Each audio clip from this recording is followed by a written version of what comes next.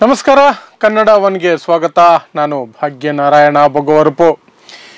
ಮಂಗಳೂರಿಗೆ ಒಂದು ಸರ್ಕಾರಿ ಮೆಡಿಕಲ್ ಕಾಲೇಜ್ ಬೇಕು, ವೈದ್ಯಕೀಯ ಕಾಲೇಜ್ ಬೇಕು ಅಂತ ಬಹಳ ವರ್ಷಗಳಿಂದ ಅಲ್ಲಿನ ಜನ ಬೇಡಿಕೆ ಇಡ್ತಾ ಇದ್ದಾರೆ. ಆದರೆ ಆ ಬೇಡಿಕೆಗಳಿಗೆ ಯಾವುದೇ ಸರ್ಕಾರ, ಅದು BJP ಸರ್ಕಾರ ಆಗಿರಬಹುದು, ಕಾಂಗ್ರೆಸ್ ಸರ್ಕಾರ ಆಗಿರಬಹುದು, ಅಥವಾ JDS ನೇತೃತ್ವದಲ್ಲಿ ಬಂದಿರುವಂತಹ ಜಂಟಿ ಅಥವಾ ಮೈತ್ರಿ ಸರ್ಕಾರಗಳೇ ಆಗಿರಬಹುದು, ಯಾವುದೂ ಕೂಡ ಸ್ಪಂದಿಸೋದೇ ಇಲ್ಲ ಅಂತಾರೆ.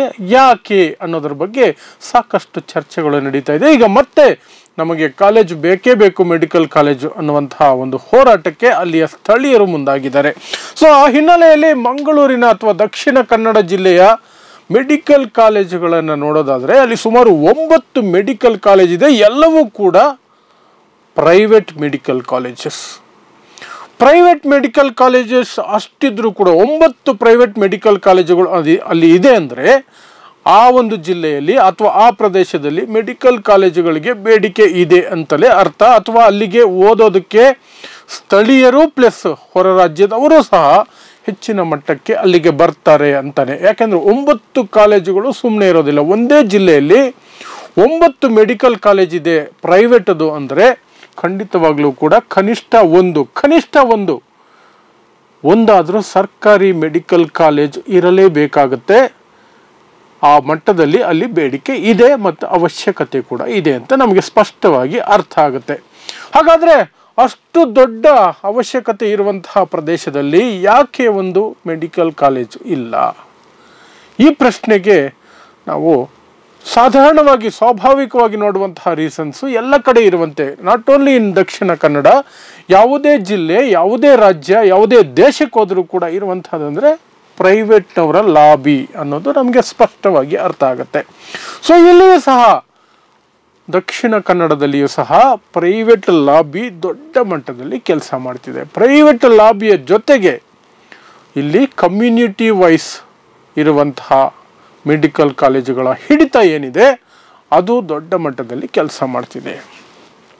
ಸೊ ಇಲ್ಲಿ ಸುಮಾರು 20ರಿಂದ 22 ಲಕ್ಷ ಜನಸಂಖ್ಯೆ ಇದೆ ದಕ್ಷಿಣ ಕನ್ನಡ ಜಿಲ್ಲೆಯಲ್ಲಿ. 22 ಲಕ್ಷ ಜನಸಂಖ್ಯೆಯ ದಕ್ಷಿಣ ಕನ್ನಡಕ್ಕೆ ವೆನ್ಲಾಕ್ ಆಸ್ಪತ್ರೆಯನ್ನು ಹೊರತುಪಡಿಸಿದರೆ ದೊಡ್ಡ ಮಲ್ಟಿ ಸ್ಪೆಷಾಲಿಟಿ ಅಂತ ಕರೆಸ್ಕೊಳ್ಳಬಹುದಾದಂತಹ ಸರ್ಕಾರಿ ಆಸ್ಪತ್ರೆ ಕೂಡ ಇಲ್ಲ. ಸೊ ಯಾರಿಗೆ ಏನೇ ಆದರೂ ಕೂಡ ವೈದ್ಯಕೀಯ ನೆರವು ಬೇಕು, ಚಿಕಿತ್ಸೆ ಬೇಕು ಅಂದರೆ ಅವರು ಮೆಡಿಕಲ್ ಕಾಲೇಜುಗಳ ಕಡೆನೇ ಮುಖ ಮಾಡಬೇಕು, ಪ್ರೈವೇಟ್ ಹಾಸ್ಪಿಟಲ್ ಕಡೆನೇ ಮುಖ ಮಾಡಬೇಕು, ಪ್ರೈವೇಟ್ ಮೆಡಿಕಲ್ ಕಾಲೇಜುಗಳ ಕಡೆನೇ ಮುಖ ಮಾಡಬೇಕು. ಕಳೆದ ಬಾರಿ UT ಖಾದರ್ ಅವರು ಆರೋಗ್ಯ ಮಂತ್ರಿಯಾಗಿದ್ದಾಗ ಒಂದು ಕಾನೂನನ್ನು ತರುವಂತಹ ಪ್ರಯತ್ನ ಮಾಡಿದ್ರು ಇಡೀ ರಾಜ್ಯಕ್ಕೆ. ಅದೇನೆಂದರೆ ಚಿಕಿತ್ಸೆಯ ವೆಚ್ಚವನ್ನು ಆಸ್ಪತ್ರೆಗಳಲ್ಲಿ ಪಟ್ಟಿ ಮಾಡಿ ಹೋಟೆಲ್ ಮೆನು ಕಾರ್ಡ್ ರೀತಿಯಲ್ಲಿ ಪ್ರಕಟಿಸಬೇಕು. ಯಾವ ಚಿಕಿತ್ಸೆಗೆ ಎಷ್ಟು ಅನ್ನೋದನ್ನು ಸ್ಪಷ್ಟವಾಗಿ ನಮೂದಿಸಬೇಕು. ಆ ಮೂಲಕ ಯಾರಿಗೂ ಕೂಡ ಅಲ್ಲಿ ಮೋಸ ಆಗೋದಕ್ಕೆ, ಹೆಚ್ಚಿನ ಹೊರೆ ಆಗೋದಕ್ಕೆ ಅವಕಾಶ ಇರಬಾರ್ದು. ಎಲ್ಲರಿಗೂ ಗೊತ್ತಿರಬೇಕು ಈ ಆಸ್ಪತ್ರೆಗೆ ಹೋದರೆ ಇಷ್ಟು ಖರ್ಚಾಗತ್ತೆ ಅಂತ. ಯಾಕಂದರೆ ಯೂಶ್ವಲ್ ಆಗಿ ಆಸ್ಪತ್ರೆಗಳಲ್ಲಿ, ಯಾವುದೇ ಆಸ್ಪತ್ರೆಗಳಿಗೆ ಹೋದಾಗ ನಿಮಗೆ ಒಳಗಡೆ ಹೋಗೋದಕ್ಕೆ ಮಾತ್ರ ನಿಮ್ಮ ಹತೋಟಿಯಲ್ಲಿರುತ್ತೆ. ಆ ನಂತರ ಆಗುವಂತಹ ಯಾವ ಚಟುವಟಿಕೆನೂ ನಿಮ್ಮ ಹತೋಟಿಯಲ್ಲಿ ಇರಲ್ಲ. Especially medical bill. ಅವರು ಹೇಳಿದ್ದೇ ಸತ್ಯ, ಅವರು ಬರೆದು ಕೊಟ್ಟದ್ದೇ ಬಿಲ್ಲು ನೀವು ಕಟ್ಟಲೇಬೇಕು. ಹೆಣವಾಗಿ ಹೊರಗೆ ತೆಗೆದುಕೊಂಡು ಬಂದರೂ ನಿಮ್ಮ ಸಂಬಂಧಿಕರನ್ನು ಹೆಣ ಹೊರಗೆ ತಗೊಂಡು ಬರೋದಕ್ಕೂ ಸಹ ನೀವು ಆ ಬಿಲ್ಲನ್ನು ಕ್ಲಿಯರ್ ಮಾಡಲೇಬೇಕು, ಇಲ್ಲಾಂದರೆ ಹೆಣನೇ ನಿಮಗೆ ಕೊಡೋದಿಲ್ಲ. ಅಂತಹ ಸಂದರ್ಭದಲ್ಲಿ ಈ ರೀತಿಯಾದಂತಹ ಒಂದು ಕಾನೂನನ್ನು ತರುವಂತಹ ಪ್ರಯತ್ನ ಕರ್ನಾಟಕ ಸರ್ಕಾರ ಕಳೆದ ಬಾರಿ ಸಿದ್ದರಾಮಯ್ಯನವರು ಮುಖ್ಯಮಂತ್ರಿಯಾಗಿದ್ದಾಗ 2013-18 ಅವಧಿಯಲ್ಲಿ ಆಗ ಈ ಪ್ರಯತ್ನ ನಡೆದಿತ್ತು. ಅದಕ್ಕೆ ಮೊಟ್ಟ ಮೊದಲ ಬಾರಿಗೆ ಇಡೀ ರಾಜ್ಯದಲ್ಲಿ ದೊಡ್ಡ ಪ್ರತಿರೋಧ ಎದುರಾಗಿದ್ದು, ವಿರೋಧ ಎದುರಾಗಿದ್ದು UT ಖಾದರ್ ಅವರ ಸ್ವಂತ ನೆಲ ದಕ್ಷಿಣ ಕನ್ನಡದಿಂದಲ್ಲ, ಮಂಗಳೂರಿನಿಂದಾನೇ. ಅಲ್ಲಿಂದಾನೇ ದೊಡ್ಡ ಮಟ್ಟದಲ್ಲಿ ವಿರೋಧ ವ್ಯಕ್ತವಾಗುತ್ತೆ. ಅದು ತಂಪಾಗಿ ಸೈಲೆಂಟಾಗಿ ಆ ಒಂದು ನಿಯಮ ಕಾನೂನು ಹಾಗೆಯೇ ಸೈಡ್ಗೆ ಹೋಗುತ್ತೆ. ಸೊ ಇಲ್ಲಿಯೂ ಸಹ ದೊಡ್ಡ ಮಟ್ಟದಲ್ಲಿ ಪ್ರೈವೇಟ್ ಲಾಬಿ ಕೆಲಸ ಮಾಡುತ್ತೆ.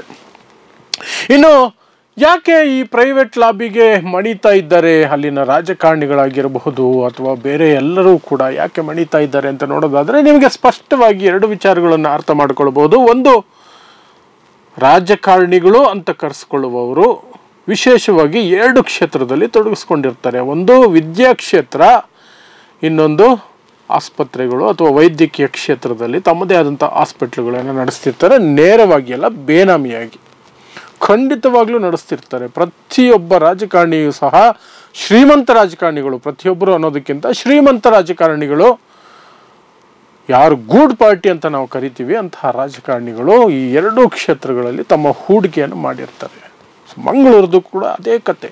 ದಕ್ಷಿಣ ಕನ್ನಡದಲ್ಲಿರುವಂತಹ ಪ್ರಭಾವಿ ರಾಜಕಾರಣಿಗಳು ಪಕ್ಷಾತೀತವಾಗಿ ಕಾಂಗ್ರೆಸ್ನವರಾಗಿರ್ಬೋದು, BJPಯವರಾಗಿರ್ಬೋದು, ಸಣ್ಣ ಮಟ್ಟಿಗೆ ಇರುವಂತಹ JDSನವರಾದರೂ ಆಗಿರ್ಬೋದು, ಯಾವುದೇ ಪಕ್ಷದವರಾಗಿರ್ಬೋದು, ಕಮ್ಯುನಿಸ್ಟರೇ ಆಗಿರ್ಬೋದು, ಅಲ್ಲಿ ತಮ್ಮ ಹೂಡಿಕೆಯನ್ನು ಮೆಡಿಕಲ್ ಕಾಲೇಜುಗಳಲ್ಲಿ, ಆಸ್ಪತ್ರೆಗಳಲ್ಲಿ ಮಾಡಿರ್ತಾರೆ, ಎಜುಕೇಷನ್ ಇನ್ಸ್ಟಿಟ್ಯೂಟ್ಗಳಲ್ಲಿ ಮಾಡಿರ್ತಾರೆ. ಸೊ ಅವರೇ ಆಯ್ಕೆಯಾಗಿ ಸರ್ಕಾರದ ಮಟ್ಟದಲ್ಲಿ ಕೂತಾಗ ಅವರು ತಮ್ಮದೇ ಬಿಸ್ನೆಸ್ಗೆ ಕೋತ ಆಗೋ ಹಾಗೆ ನೋಡ್ಕೊಳ್ತಾರ ಅನ್ನೋದು ದೊಡ್ಡ ವಿಚಾರ. ಆದರೆ ಬೇರೆ ಜಿಲ್ಲೆಗಳಲ್ಲಿ ಅಲ್ಲೂ ಕೂಡ ಇದೇ ರೀತಿ ಪರಿಸ್ಥಿತಿ ಇದೆಯಲ್ಲ, ಅಲ್ಲೂ ರಾಜಕಾರಣಿಗಳು ಈ 2 ಕ್ಷೇತ್ರದಲ್ಲಿ ಹೂಡಿಕೆ ಮಾಡಿರ್ತಾರೆ. ಆದರೆ ಅಲ್ಲಿ ಮೆಡಿಕಲ್ ಕಾಲೇಜುಗಳು ಸಾಕಷ್ಟು ಇವೆಯಲ್ಲ ಅಂತ ನೋಡೋದಾದರೆ ಮಂಗಳೂರಿಂದು ಎಲ್ಲ ವಿಚಾರದಲ್ಲಿ ಸಹ ಸ್ಪೆಷಲ್, ವಿಶೇಷ. ಅಲ್ಲಿ ನೀವು ಕೋಮು ವಿಚಾರವನ್ನು ತೆಗೆದುಕೊಂಡ್ರೂ ವಿಶೇಷ, ರಾಜಕಾರಣಿಗಳನ್ನು ತೆಗೆದುಕೊಂಡ್ರೂ ವಿಶೇಷ, ಶಿಕ್ಷಣವನ್ನು ತೆಗೆದುಕೊಂಡ್ರೂ ವಿಶೇಷ, ಎಲ್ಲವೂ ವಿಶೇಷ. ಸೊ ಈ ವಿಚಾರದಲ್ಲಿ ಸಹ ವೆರಿ ವೆರಿ ಸ್ಪೆಷಲ್. ದಕ್ಷಿಣ ಕನ್ನಡದ ವಿಚಾರದಲ್ಲಿ ವೆರಿ ವೆರಿ ಸ್ಪೆಷಲ್. ಇಲ್ಲಿ ಬೇರೆ ಎಲ್ಲ ಜಿಲ್ಲೆಗಳಿಗೆ ಹೋಲಿಸಿದ್ರೆ ಮೆಡಿಕಲ್ಗೆ ಇರುವಂತಹ ಬೇಡಿಕೆ ದೊಡ್ಡ ಮಟ್ಟದಲ್ಲಿದೆ. ಪ್ಲಸ್ ಪಕ್ಕದ ಕೇರಳದಲ್ಲಿರುವಂತಹ ಆಗರ್ಭ ಶ್ರೀಮಂತರು ಕೇಳಿದಷ್ಟು ಕೋಟಿಗಳನ್ನು ಕೊಟ್ಟು ಮೆಡಿಕಲ್ ಸೀಟ್ ತಗೊಳ್ಳೋದಕ್ಕೆ ಕಣ್ಣು ಮುಚ್ಕೊಂಡು ಮುಂದೆ ಬರ್ತಾರೆ. ಎಷ್ಟು? 1 ಕೋಟಿ, 2 ಕೋಟಿ, 3 ಕೋಟಿ, 7, 10 ಕೋಟಿ ಆದರೂ ಸರಿ ಮಂಗಳೂರಲ್ಲಿ ಮೆಡಿಕಲ್ ಕಾಲೇಜಿನಲ್ಲಿ ಸೀಟ್ ಸಿಕ್ಕರೆ ನಾವು ಕೊಡೋದಕ್ಕೆ ರೆಡಿ ಇದ್ದೀವಿ.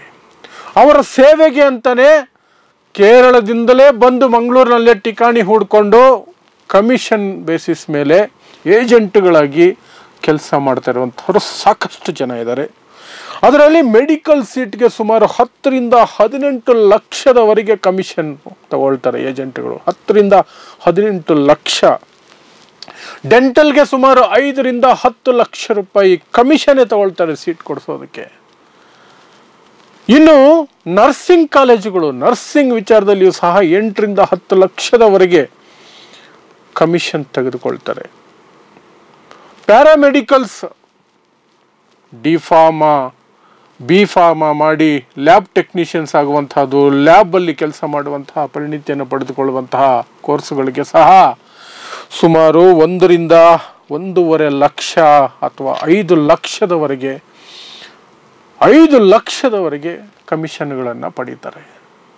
ಇಂತಹ ಸನ್ನಿವೇಶದಲ್ಲಿ ಯಾಕೆ ಬಿಟ್ಕೊಡ್ತಾರೆ? ಅಂತ ಹುಲುಸಾದ ಒಂದು ಏನು ಫಸಲು ಬರ್ತಾ ಇದೆ, ಆ ಫಸಲನ್ನು ಬಿಟ್ಕೊಡೋದಕ್ಕೆ ಖಂಡಿತವಾಗ್ಲೂ ಕೂಡ ಯಾರು ಒಪ್ಪೋದಿಲ್ಲ. ಈ ಫಸಲಿನ ಭಾಗ ರಾಜಕಾರಣಿಗಳಿಗೂ ಸೇರುತ್ತೆ, ಇತರೆ ಜನಗಳಿಗೂ ಸೇರುತ್ತೆ. ಪ್ಲಸ್ ಇವರು ಕೂಡ ಸಂಪಾದನೆಗಳನ್ನು ಮಾಡ್ಕೊಳ್ತಾರೆ. ಕೇರಳದಿಂದ ಬಂದು ಅಲ್ಲೇ ಠಿಕಾಣಿ ಹೂಡ್ಕೊಂಡು ಏಜೆಂಟ್ಗಳಾಗಿ ಫಾರಿನ್ ಕಾರುಗಳು, ಇಂಪೋರ್ಟೆಡ್ ಕಾರುಗಳಲ್ಲಿ ಓಡಾಡ್ತಾರೆ ಈ ಏಜೆಂಟ್ಗಳು.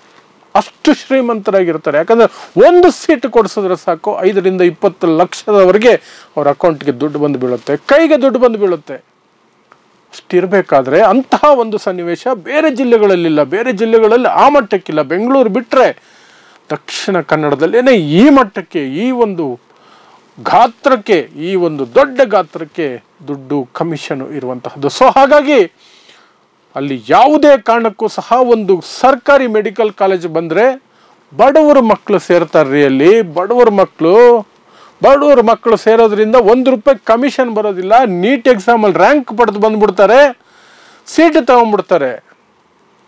ಏನು ಲಾಭ? ಯಾರಿಗೆ ಲಾಭ? ರಾಜಕಾರಣಿಗೆ ಲಾಭನಾ? ಕಾಲೇಜವ್ರಿಗೆ ಲಾಭನಾ? ಏಜೆಂಟ್ಗಳಿಗೆ ಲಾಭನಾ? ಯಾರಿಗೂ ಲಾಭ ಇಲ್ಲ. ಸೊ ಹೇಗಾದರೂ ಮಾಡಿ ಅದನ್ನು ತಡಿಬೇಕು ಅಂತ ದೊಡ್ಡ ಶಕ್ತಿಗಳ ರೀತಿಯಲ್ಲಿ ಅವರು ಕೆಲಸ ಮಾಡ್ತಾರೆ. ಆ ಒತ್ತಡಕ್ಕೆ ಮಣಿಯಬೇಕಾಗಿರುವಂಥದ್ದು ಸರ್ಕಾರದ ಕೆಲಸ ಅಲ್ಲ. ಆದರೂ ಮಣಿತಾರೆ. ಯಾಕೆಂದರೆ ಸರ್ಕಾರದಲ್ಲಿರುವಂಥವರೇ ಅಲ್ಲಿ ತಮ್ಮ ಹೂಡಿಕೆಯನ್ನು ಹೂಡ್ಕೊಂಡಿದ್ದಾರೆ. ಪ್ರತಿಯೊಂದು ಆಸ್ಪತ್ರೆ, ಪ್ರತಿಯೊಂದು ಮೆಡಿಕಲ್ ಕಾಲೇಜು ಸಹ ಅವರದೇ ಆದ ರೀತಿಯಲ್ಲಿ ಯಾವುದೋ ಒಂದು ಪೊಲಿಟಿಕಲ್ ಪಾರ್ಟಿಗೆ ಅಫಿಲಿಯೇಟೆಡ್. ಮಣಿಪಾಲ್ ಗ್ರೂಪನ್ನು ತೆಗೆದುಕೊಂಡ್ರೆ BJP ಕಡೆ ವಾಲ್ತಾರೆ. AJ ಕಾಲೇಜ್ ತೆಗೆದುಕೊಂಡ್ರೆ ಅವರು ಶೆಟ್ಟಿ ಕಮ್ಯುನಿಟಿಯಿಂದ ಬರ್ತಾರೆ. ಹಾಗಾಗಿ ಕಾಂಗ್ರೆಸ್ ಆದರೂ ಸರಿ, BJP ಆದರೂ ಸರಿ, ಶೆಟ್ಟಿ ಕಮ್ಯುನಿಟಿ ವಿಚಾರ ಬಂದಾಗ ಅಲ್ಲಿ ಒಗ್ಗಟ್ಟಾಗಿಬಿಡ್ತಾರೆ. ಬೇರೆ ಎಲ್ಲ ಕಾಲೇಜುಗಳು ಕ್ರಿಶ್ಚಿಯನ್ ಏನು ಸೊಸೈಟಿಗಳು ನಡೆಸ್ತಿದ್ದಾವೆ, ಎಜುಕೇಷನ್ ಟ್ರಸ್ಟ್ಗಳು ನಡೆಸ್ತಿದ್ದಾವೆ, ಅವ್ರದ್ದೇ ಒಂದು ರೀತಿಯಾದಂಥ ಲಾಬಿ. ಎಲ್ಲರೂ ಒಟ್ಟಾರೆಯಾಗಿ ಒಗ್ಗಟ್ಟಾಗಿ ಮಂಗಳೂರಿಗೆ, ದಕ್ಷಿಣ ಕನ್ನಡಕ್ಕೆ ಒಂದು ಸರ್ಕಾರಿ ಮೆಡಿಕಲ್ ಕಾಲೇಜ್ ಬರಬಾರ್ದು ಅಂತ ಪ್ರಯತ್ನ ಮಾಡ್ತಿದ್ದಾರೆ. ಇನ್ನು ನೀವು ವೆನ್ಲಾಕ್ ಆಸ್ಪತ್ರೆಗೆ ಹೋದರೆ ಸ್ಪಷ್ಟವಾಗಿ ನಿಮಗೆ ಅರ್ಥ ಆಗುತ್ತೆ.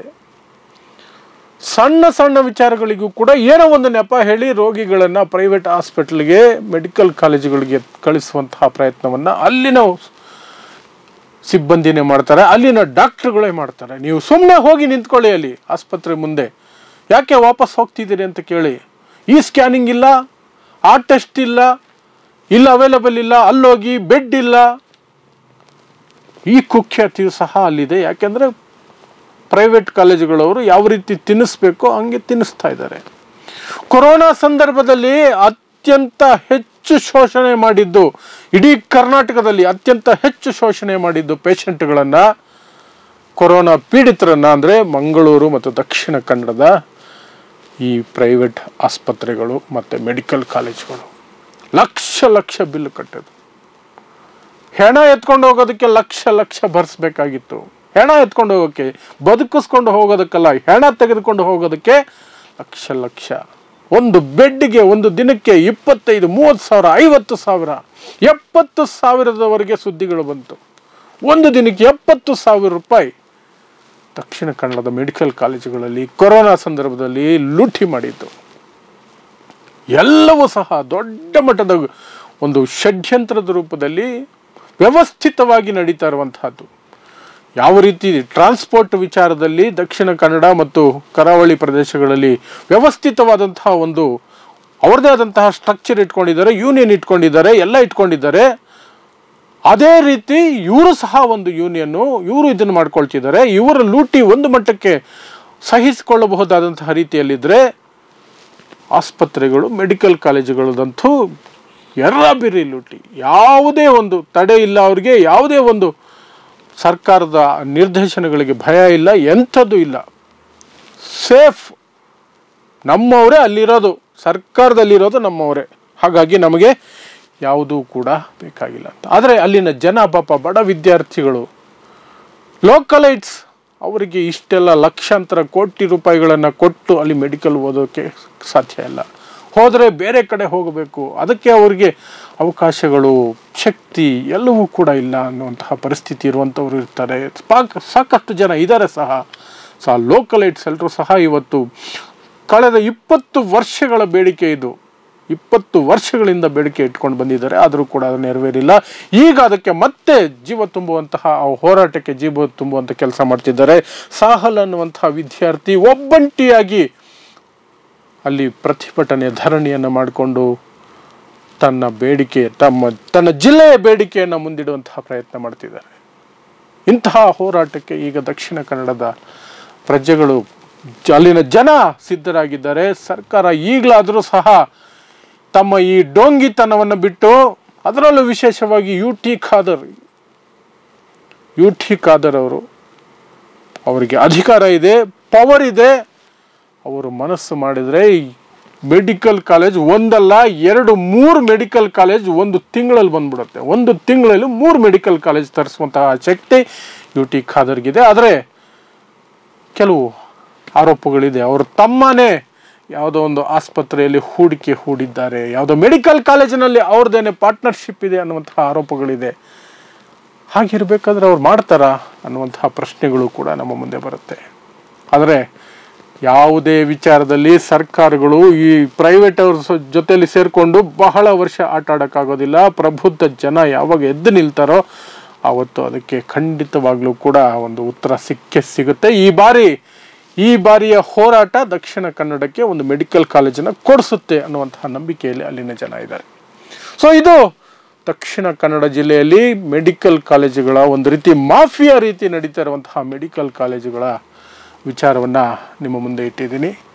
ಇಂತಹದ್ದೇ ಸುದ್ದಿಗಳಿಗಾಗಿ ನೋಡ್ತಾ ಇರಿ ಸಮಾಜಕ್ಕಾಗಿ ಕನ್ನಡ 1 ನ್ಯೂಸ್. ನಮಸ್ಕಾರ.